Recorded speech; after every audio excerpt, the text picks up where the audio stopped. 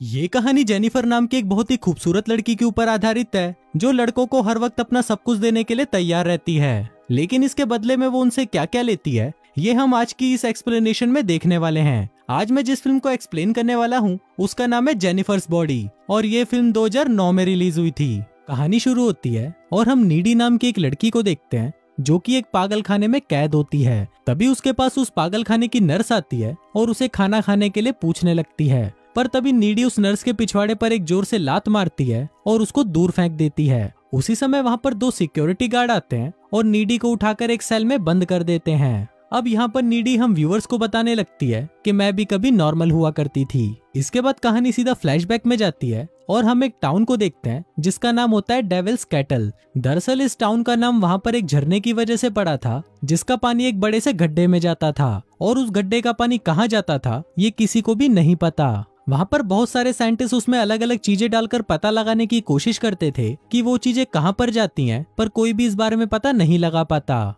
अगले सीन में हम जेनिफर नाम की एक खूबसूरत लड़की को देखते हैं जो कि कॉलेज की हेड चीयर लीडर होती है। जेनिफर अपने कॉलेज की सबसे सुंदर और कॉन्फिडेंट लड़की थी। और वहीं हम जेनिफर की बेस्ट फ्रेंड नीडी को भी देखते हैं जो कि जेनिफर से बिल्कुल ही उल्टी थी, लेकिन वो दोनों बेस्ट फ्रेंड थे और अपना ज्यादातर टाइम साथ ही स्पेंड करते थे। नीडी का एक बॉयफ्रेंड भी था जिसका नाम होता है निर्मल निरोध, पर नीडी अपने बॉयफ्रेंड से ज्यादा अपना टाइम जेनिफर के साथ ही स्पेंड किया करती थी। फिर एक रात नीडी और निर्मल निरोध साथ में घचाघच मचाने का प्लान बनाते हैं। फिर निर्मल निरोध नीडी की सुरंग की खुदाई शुरू ही करने वाला होता है कि तभी अचानक वहाँ पर कबाब में हड्डी जेनिफर आ जाती है और वो नीडी को उसके साथ एक क्लब में चलने के लिए बोलती है। अब ये देखकर निर्मल निरोध सोचता है कि आज रात तो उसे हाथ गाड़ी से ही काम चलाना पड़ेगा। फिर कुछ देर बाद वो दोनों क्लब आ जाती हैं जहाँ पर जेनिफर उस क्लब के बहुत सारे मुस्टंडों से मिलती है। अब ये सब देखकर हम व्यूवर्स को भी पता चल जाता है कि इन मुस्टंडों ने मिलकर जेनिफर की तितली का चमगादड़ बना दिया है। फिर जेनिफर की मुलाकात एक लड़के से होती है जिसका नाम होता है टोनी कक्कड़ और वो उस क्लब में एक बैंड चलाता है। फिर जेनिफर टोनी कक्कड़ से बातें करती है और उसे ड्रिंक के लिए पूछती है, जिस पर टोनी कक्कड़ भी उसे हाँ बोल देता है। फिर जैसे ही जेनिफर ड्रिंक्स लेने के लिए जाती है तभी पीछे से टोनी कक्कड़ अपने दोस्तों से जेनिफर की लेने के बारे में बात करने लगता है। वहीं टोनी कक्कड़ की सारी बातें नीडी सुन लेती है और फिर नीडी भागकर जेनिफर के पास आती है और उसे बोलती है कि टोनी कक्कड़ भड़वा है और तुम उसे अपनी प्यारी तितली मत देना।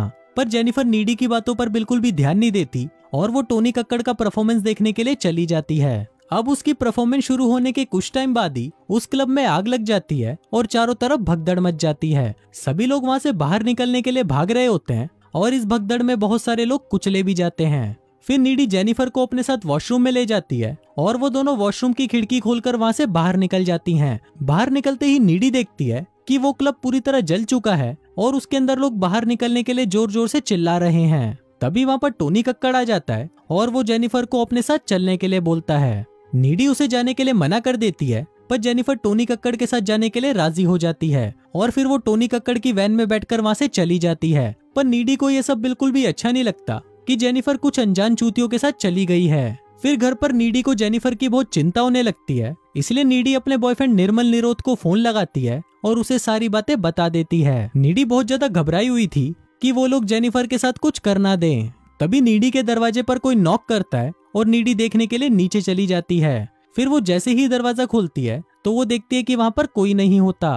फिर वो दरवाजा बंद करके वहाँ से जाने ही लगती है कि तभी उसको नीचे के रूम से किसी की आवाज आने लगती है। फिर नीडी उस रूम के अंदर जाती है तो वो देखती है कि वहाँ पर जेनिफर खड़ी है और उसके पूरे शरीर पर खून लगा हुआ है। इसके बाद जेनिफर नीडी का फ्रिज खोलती है और उसमें से कच्चा मांस निकालकर खाने लगती है। अब नीडी जेनिफर को देखकर बहुत डर जाती है और उससे बात करने की कोशिश करती है, पर जेनिफर वहाँ पर काफी डरावनी आवाजें निकालने लगती है और फिर वो अपने मुंह से कोई काला लिक्विड निकालकर वहाँ से चली जाती है। फिर अगली सुबह कॉलेज में नीडी जेनिफर और कल रात के बारे में सोच ही रही होती है कि तभी वहाँ पर जेनिफर आ जाती है जो बिल्कुल ठीक लग रही थी। अब नीडी जेनिफर से कल रात के बारे में बात करने लगती है, पर तभी वहाँ पर प्रोफेसर चूतड़मल आ जाते हैं और पिछली रात क्लब में मरे हुए लोगों के बारे में बात करने लगते हैं। वहीं जेनिफर प्रोफेसर चूतड़मल की बातें सुनकर हंसने लगती है जो कि नीडी को काफी अजीब लग रहा था। दूसरी तरफ हम स्कूल की फुटबॉल टीम के कैप्टन झुंझुनू को देखते हैं जो कि ग्राउंड में अकेला खड़ा होता है। झुंझुनू अपने मरे हुए दोस्तों के बारे में सोचकर बहुत दुखी होता है, पर तभी उसके पास जेनिफर आती है और उसको बोलती है कि मैं भी बहुत दुखी हूँ, प्लीज मेरा दुख दूर करो।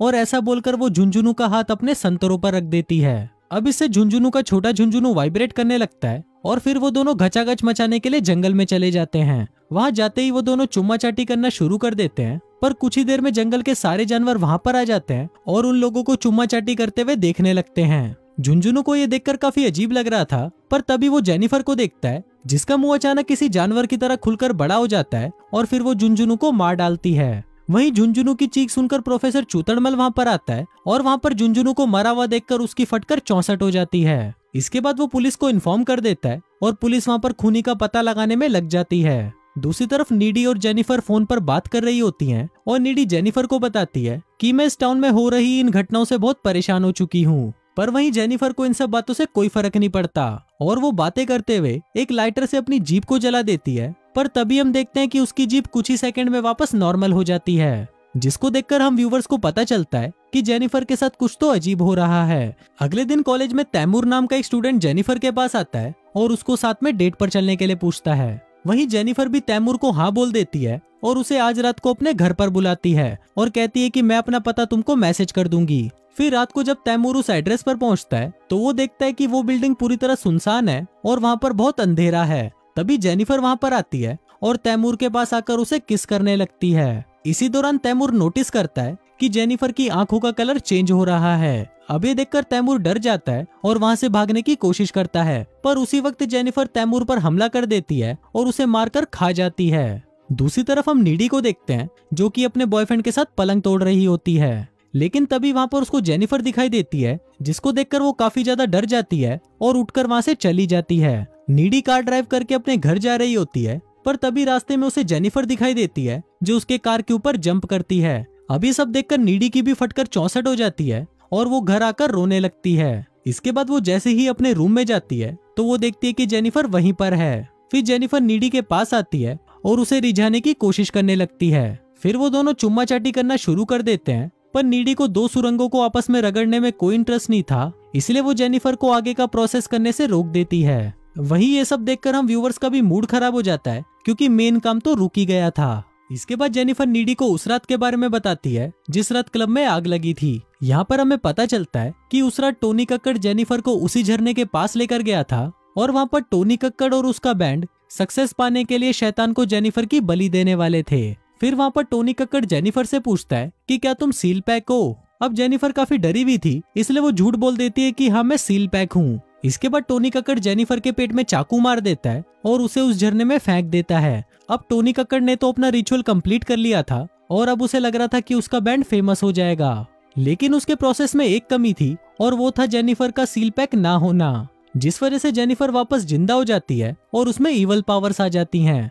अब ये बताते हुए जेनिफर अपने हाथ में कट लगाती है जो तुरंत वापस नॉर्मल हो जाता है। अब ये सब देखकर नीडी काफी डर जाती है और वो जेनिफर को वहाँ से जाने के लिए बोलती है और फिर जेनिफर भी उसके घर की विंडो से कूदकर वहाँ से चली जाती है। फिर अगले दिन नीडी जेनिफर के साथ जो कुछ हो रहा था उसके बारे में पता लगाने लाइब्रेरी जाती है और वहाँ पर कुछ बुक्स पढ़ने के बाद नीडी को ये पता चलता है कि टोनी कक्कड़ और उसके बैंड ने जेनिफर को सील पैक समझकर उसकी बलि दे दी थी, पर वहीं जेनिफर की बॉडी पर डेविल ने कब्जा कर लिया, जिस वजह से उसके अंदर डेविल की पावर्स आ गई हैं। यहाँ पर नीडी को ये भी पता चलता है कि अगर जेनिफर को सुंदर रहना है तो उसे इंसानों को मारकर खाते रहना होगा और जेनिफर को मारने का एक ही तरीका है उसके दिल पर वार करना।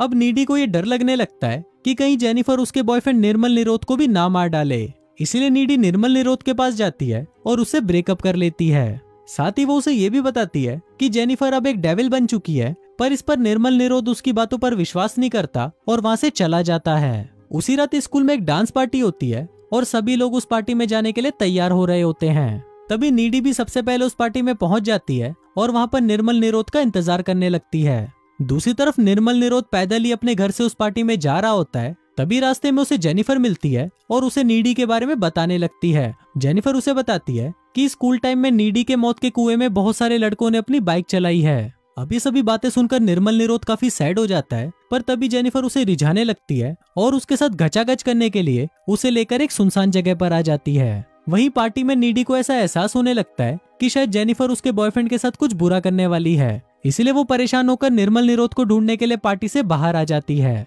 दूसरी तरफ जेनिफर निर्मल के साथ घचाघच करने की कोशिश करती है, पर तभी निर्मल उसे बताता है कि वो अभी भी नीडी से बहुत प्यार करता है। अब इस बात से गुस्सा होकर जेनिफर निर्मल को पानी में गिरा देती है और उसको मारने के लिए उसके पास आने लगती है, पर तभी वहाँ पर नीडी आ जाती है और अब जेनिफर उन दोनों को ही मारने की कोशिश करती है। फिर लड़ाई के दौरान निर्मल निरोध की वहीं मौत हो जाती है और जेनिफर वहाँ से भाग जाती है। अब नीडी को निर्मल निरोध की मौत से बहुत दुख होता है और अगले ही सीन में नीडी जेनिफर के घर पर जाकर उस पर हमला कर देती है। वहाँ उन दोनों में काफी लड़ाई होती है, जिस दौरान जेनिफर नीडी के कंधे पर काट लेती है, जिसके बाद नीडी जेनिफर के दिल पर वार करती है और उसे मार डालती है। फिर कुछ देर बाद जेनिफर की मॉम वहाँ पर आती है और वो नीडी को जेनिफर को मारते हुए देख लेती है। अब जेनिफर के खून के इल्जाम में नीडी को एक मेंटल हॉस्पिटल में भेज दिया जाता है। अब यहाँ से फिल्म वापस प्रेजेंट में आती है और हम देखते हैं कि जब लड़ाई के दौरान जेनिफर ने नीडी के कंधे पर काटा था, तभी नीडी के अंदर भी वो सारी शैतानी शक्तियाँ आ गई थी। इसके बाद नीडी उस जेल को तोड़कर वहाँ से बाहर आ जाती है और वहाँ से सीधा उस झरने के पास जाती है जहाँ पर जेनिफर की बलि दी गई थी। अब फिल्म के लास्ट सीन में हम देखते हैं कि टोनी कक्कड़ और उसका बैंड काफी फेमस हो गया है, पर कुछ ही दिनों के अंदर उसके बैंड के सभी लोग मारे जाते हैं और सीसीटीवी फुटेज से पता चलता है कि नीडी ने ही जेनिफर का बदला लेने के लिए उनको मार डाला है। और फिर इसी के साथ ही ये फिल्म यहीं खत्म हो जाती है।